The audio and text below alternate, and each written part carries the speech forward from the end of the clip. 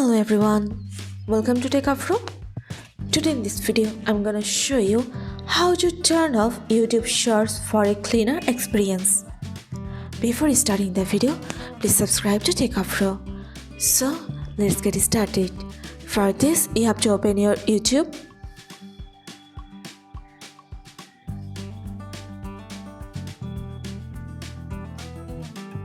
Now go to your account. Press on your settings. Click on General. Here you can see the option of Playback in Feeds. Click on this.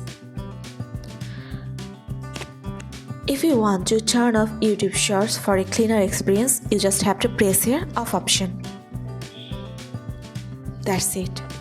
So this is how to turn off YouTube Shorts for a cleaner experience.